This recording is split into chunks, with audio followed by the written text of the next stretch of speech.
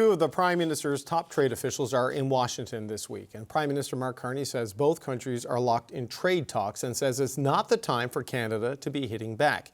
Meanwhile, U.S. President Donald Trump doubled down on his love of tariffs. Tariffs are a very important tool for our defense, for our national security. If we don't have tariffs, we're not going to have national security. We're joined now by someone who has been inside the president's mind on trade from time to time. Everett Eissenstat was the deputy director of the U.S. National Economic Council and former deputy assistant to President Trump for international economic affairs. He's now a partner at Squire Patton Boggs. Everett Eissenstat, it's good to see you again, sir. Thank you for being here. It's a pleasure, David. Thank you for having me. So the focus of the talks now are obviously to try to get some kind of a deal on these sectoral tariffs on steel, aluminum, and energy. Donald Trump hasn't dropped that for anybody when it's a national security tariff. What do you think Canada's chances of success are here? Well, you're right, David. He hasn't given a complete dispensation from tariffs, but he certainly provided for some liberalization in some of these other framework agreements that he's negotiated with other parties like the United Kingdom, the European Union, and others. He has taken the sectorals and agreed to have a reduced rate for those. I think for Canada, that's been under a regime that's been, open to zero tariffs for quite some time. That's not a good outcome. But the way that I believe the administration looks at it is that you're getting a competitive advantage vis-a-vis others. I think they'll be reluctant to go to a zero tariff regime, but we'll have to let this play out. But isn't that a competitive advantage that started because of a continental free trade agreement, started by Brian Mulroney and Ronald Reagan and then renegotiated by Absolutely. Donald Trump himself? I mean, why is this suddenly now a threat to the national security of the United States of America?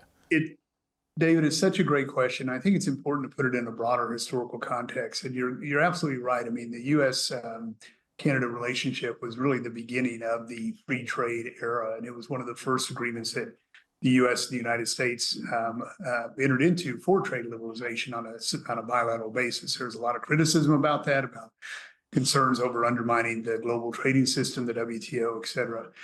And what has transpired since then, obviously, is the rise of China. And so it's one thing to have liberalized trade in an environment where there's, a few competitors. It's another where over the past couple of decades, you've had a heavily subsidized competitor really push the boundaries of market expansion and really put stress on the international trading system. So I don't think it's a Canada-U.S. issue only. It's certainly manifested in this relationship, but it is a broader global issue that I think the United States is grappling with. Right, but I appreciate China is a non-market economy and operates in ways that are not consistent with sort of the more liberal trade principles of Western countries. But Canada has aligned itself with the United States on things like electric vehicle tariffs. Aligned itself with the United States on to stop dumping of things like steel and other goods. Doing the transshipment workaround that China and other countries have done, and yet the country is still being punished. So I mean, what is the way out of this for Canada with this president? Because Canadians do not believe they're a bad actor when it comes to the United States, and here we are losing tens of thousands of jobs. No, I understand that, and I think it's hard to separate the psychology of the tariffs from. I don't know that this is intended to be punitive per se, and I think one of the difficult things to appreciate is that this is not just Canada, that there are many, many other countries that are subject to tariffs as well. Now, it's true we've had a very special relationship, so it may feel more targeted and more directed at Canada. But I think the president's really trying to rebalance global trading relationships. And so Canada is definitely caught up in that. I do think sectorals are a good way to continue engagement and very important to remain at the table. We've seen just in the past 9 months movement from imposition of a tariff to a standstill type arrangement, and even framework agreements that lead to a continued negotiation. Obviously, we're headed into a very important discussion with Canada on the terms of the U.S.-Mexico-Canada agreement, which is CUSMA for Canada. So I do think it's important, and I think it's important to really try to stay at the table on these and find a pathway forward. Well, that's certainly the Prime Minister's view, that it's a time to talk, not a time to retaliate. But, you know, there are active stakeholders in this as well, and various premiers and various sectors in this country, they want to see a tougher stance against the United States. The relationship between the two countries is being altered, and likely in a permanent way because of this. I mean, how long do the Americans expect Canada to keep holding out before they start retaliating and try to just inflict as much pain as possible on the president and his economy? Well, you know, obviously Canada has a sovereign, can do whatever it wishes. If it wants to retaliate, that's certainly within the power. And I understand those, you know, why a country would want to do that. I think with this current administration, it's probably not a productive path forward. I believe it would escalate the tensions and likely could lead to a complete fissure in the relationship.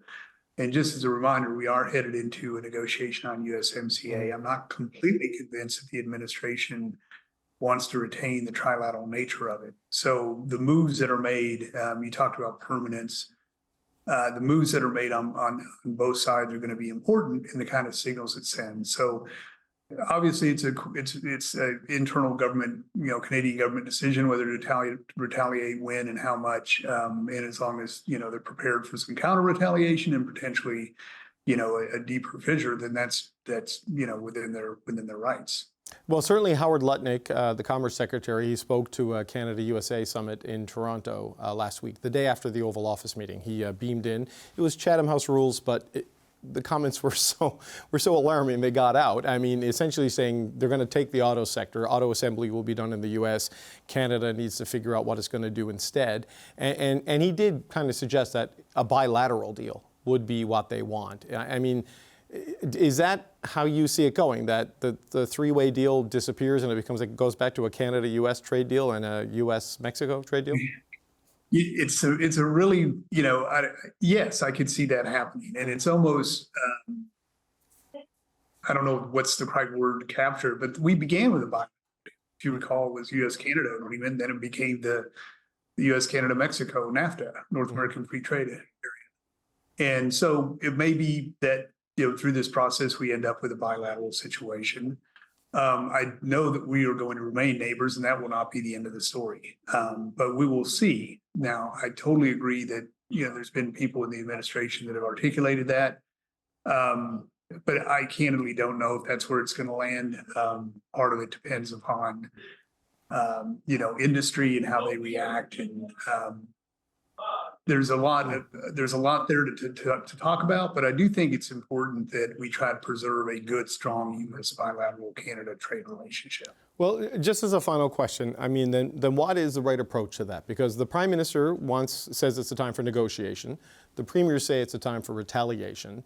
But when you listen to what comes from the President and his administration, it sounds like they want capitulation, that they just want us to accept a diminished relationship and the loss of some of our core industries so they can achieve their rebalancing of trade goals. I mean, what's a path that doesn't just involve Canada handing over the keys to its car plants and its steel sector? Well, look, you know, we as a country in the United States can have the ability to, you know, shape policy outside of our borders by the decisions we make here. I'm not making those decisions. So you know, this current administration is very committed to trying to reshore manufacturing from a number of economies, including Canada. He's going to keep trying to do that. My guidance would be to continue to engage on the industry by industry approach, continue to have companies looking for ways to respond to signals that are being sent about reshoring and also about national security concerns. There's a lot that Canada has beyond the current regime, that when I say regime, I mean the current economic dynamic, critical minerals, energy, northern security. I mean, there's a lot of things we can talk about. So my advice, whenever there's a situation like this where you feel like the construct is getting more narrow, you have to open up the aperture. And one thing the president has been very interested in is having a broader conversation about geopolitical security, alignment on policies. I still think there's a way to do that. And that's what I would do if I were on the other side negotiating this. I would try to open it up, make it as broad as possible, have your top priorities, and then just keep moving forward and doing the best you can in this environment. Yeah, that certainly seems to be what the Prime Minister is trying to do in his discussions with the President. We'll have you back when we get some more clarity on whether or not it's working or not. Everett Eissenstat, former Deputy Assistant to President Trump for International Economic Affairs. We always appreciate the time and the insight, sir. Thank you. My pleasure, David. Thank you so much.